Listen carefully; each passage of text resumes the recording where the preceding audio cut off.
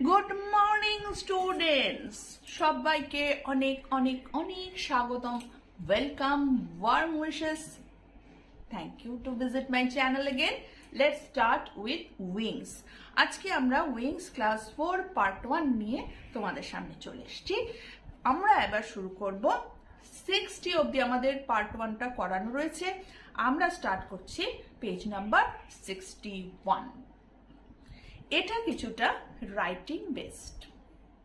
আমাদেরকে আস্তে আস্তে ইংরেজি পড়া এবং লেখা থেকেও বেশি ইংরেজি নিজের থেকে লেখা প্র্যাকটিস করতে হবে।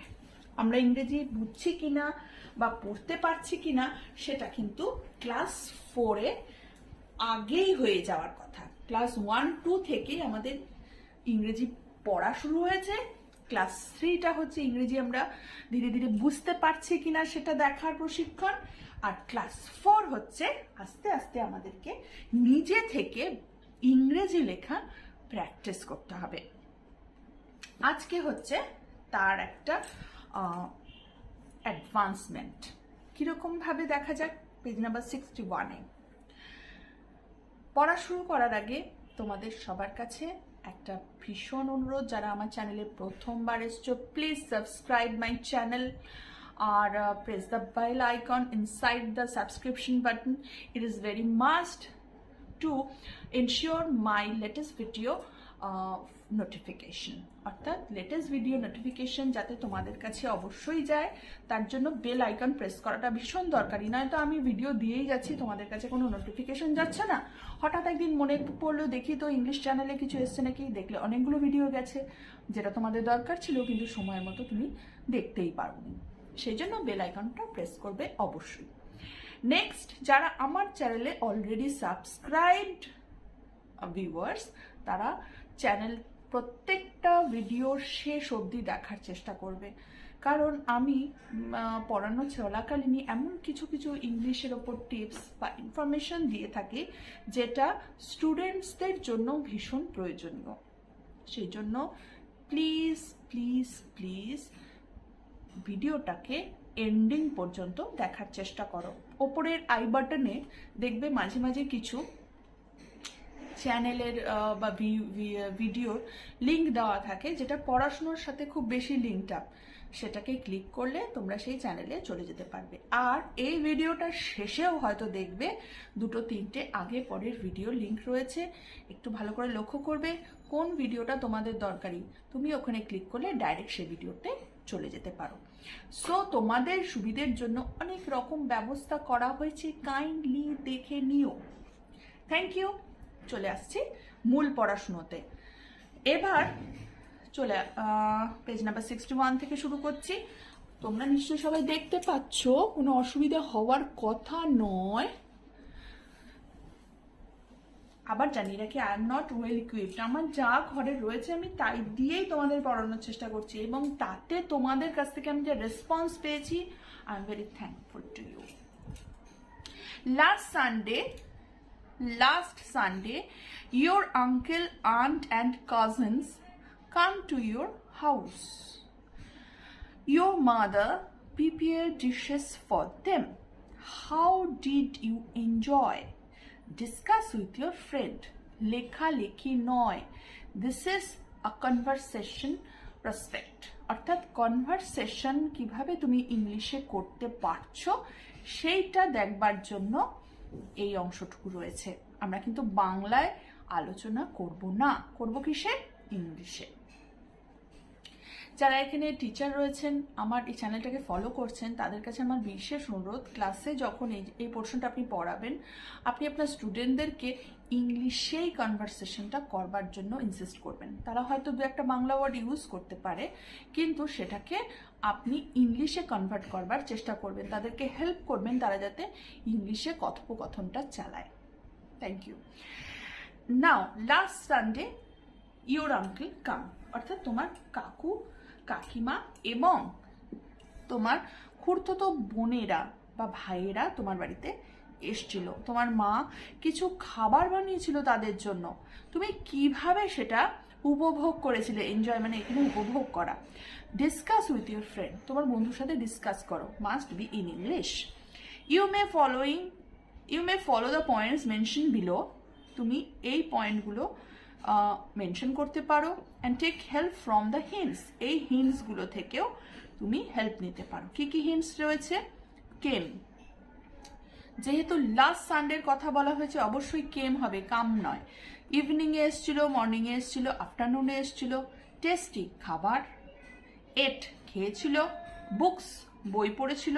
টেলিভিশন দেখেছিল। ওয়েন্ট, চলে গিয়েছিল। এবার আমরা চলে আসছি কোয়েশ্চেন্সে। হোয়েন ডিড দে কাম, তারা কখন এসছিল? সাপোজ আমি ধরে নিলাম তারা বিকেলের দিকে এসছিল। হোয়াট ডিড ইউ প্লে, তুমি কি খেলেছিলে? আমরা ফুটবল খেলেছিলাম আমাদের কার্টইয়ার্ড মানে হচ্ছে উঠোনে। হোয়াট ডিড ইউ ইট, তুমি কি খেয়েছিলে? বিরিয়ানি খেয়েছিলাম, কারণ বিরিয়ানি খেতে আমরা সবাই ভালোবাসি। কি তোমরা ভালোবাসো তো বিরিয়ানি খেতে, নাকি অন্য কিছু খাবার আছে যেটা তোমাদের ভেরি ফেভারিট? ইলিশ মাছ, আচ্ছা ইলিশ মাছই না হয় খেলে সেদিন। মাংস খেতে পারো। রুটি, মাংস, হ্যাঁ very good. Fried rice, chilli chicken, আরও ভালো, তাই না? তো যার যেটা খাবার খুব পছন্দের সেটা নিচে লিখবে। নেক্সট টাইম আমি যখন এরকম কোনো সাবজেক্ট খুঁজে পাবো, তোমাদেরই খাবার দিয়ে আমি ইংরেজিটা বোঝাবো, আমার ফেভারিট দিয়ে নয়। তাহলে how did you feel? I am feeling very good, আমার খুব ভালো লেগেছিল। How long did they stay, তারা কতক্ষণ থেকেছিল? তো এগুলো ইউজ করে আমরা কিছু কথোপকথন চালাবো, যেটা কিনা ইংলিশে লিখতে হবে না। Last Sunday, let's begin like this. এখানে আমাদের কিছু হিন্টসও রয়েছে, আমরা এখান থেকেও লিখতে পারি। লাস্ট সানডে মাই আঙ্কেল, ইয়োরের জায়গায় মাই, একটু লক্ষ্য করবে প্লিজ। হোপ তোমরা সবাই দেখতে পাচ্ছ। Last Sunday my uncle, aunt and cousins came to our house in the afternoon, দুপুরবেলা এসেছিল। তারপরে my mother served juice to them, আমার মা তখন তাকে জুস দিয়েছিল। বিকেলবেলা এসেছিল, তখনই কেউ বিরিয়ানি খায়? জুস দিয়েছিল। তাহলে হোয়েন ডিড দে কাম, এটা আমি করে ফেললাম। তারপরে হোয়াট ডিড দে ইট করে ফেললাম। What did you play?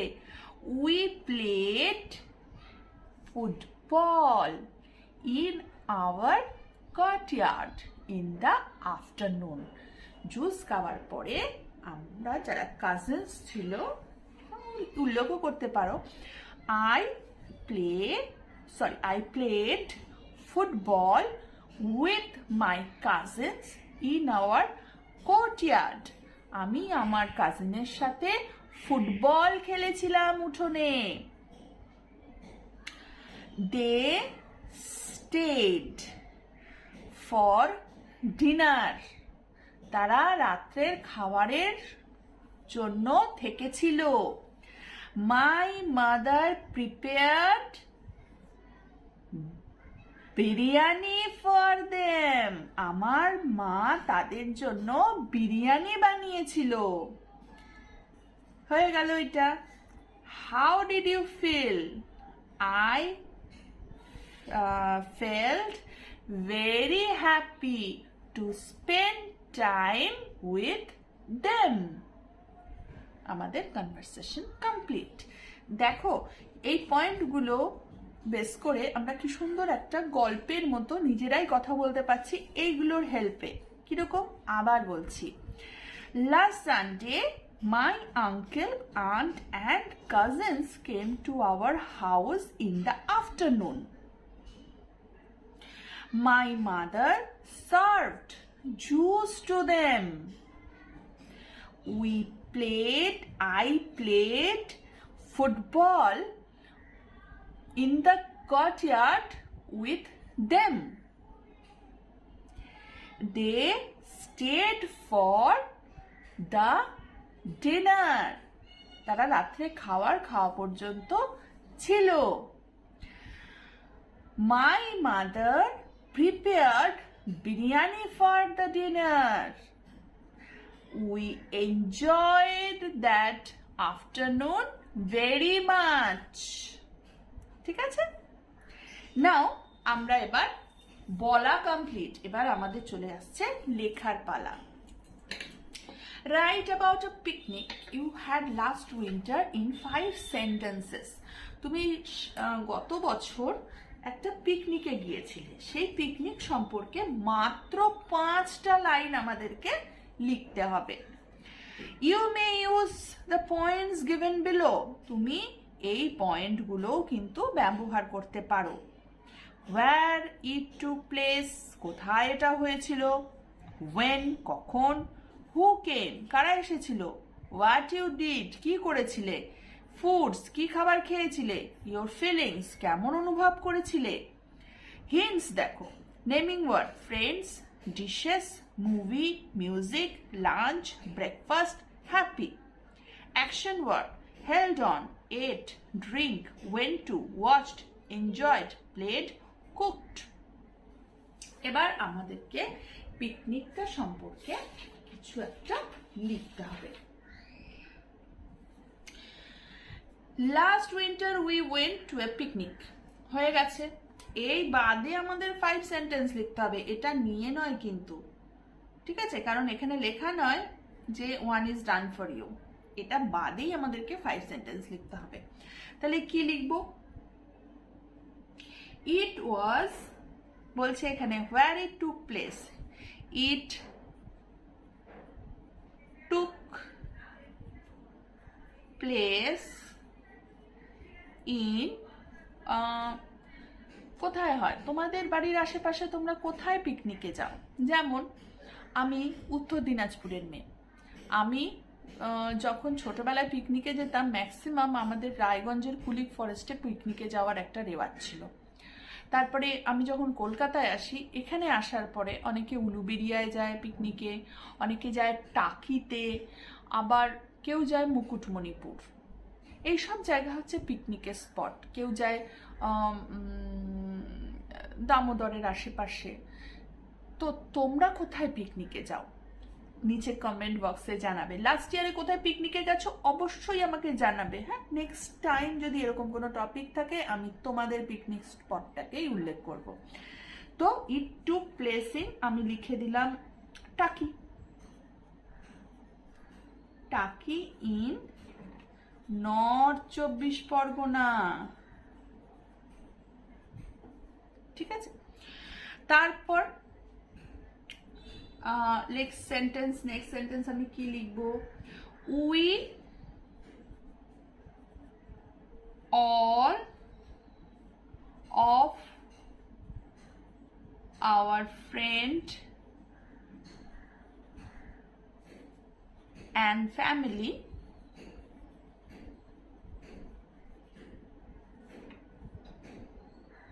went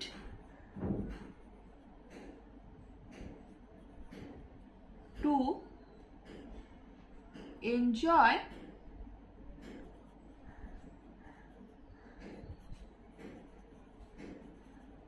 the picnic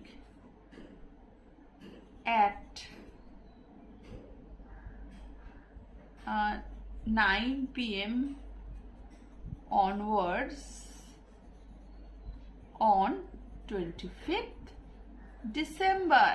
25শে December 9টা থেকে আমরা আমাদের বন্ধু এবং তাদের পরিবার সহ এই পিকনিকটা এনজয় করেছিলাম। তাহলে কোথায় হয়েছিল সেটা আমার হয়ে গেল, হোয়েন হয়ে কখন টাইমটাও দিয়ে দিয়েছিলাম, আর হু কেম সেটাও আমার হয়ে গেল। হোয়াট ইউ ডিড, তুমি কি করেছিলে সেইটা আবার লিখতে হবে। We at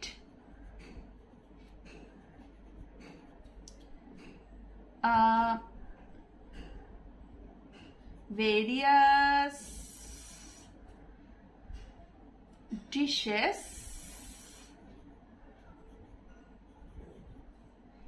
in breakfast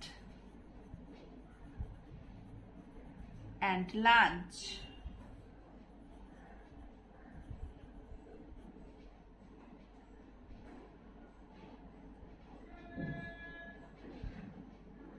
boating আর কি করেছিলাম, বোটিং করেছিলাম ধরো, ইন রিভার, রিভারে বোটিং করেছিলাম, are playing with friends,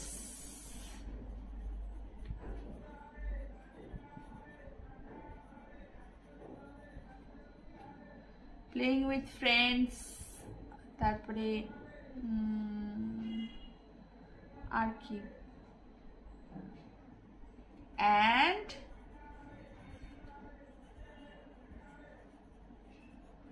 dancing, নাচ করেছিলাম, all together at the end, শেষে আমরা সবাই নাচ করেছিলাম। কয়টা হলো? একটা, দুটো, তিনটে, এখনো দুটো লিখতে হবে। তারপরে লিখলাম our mother, জায়গায় নেই, and aunties cooked all the delicious foods. তারপরে we enjoyed the time very much.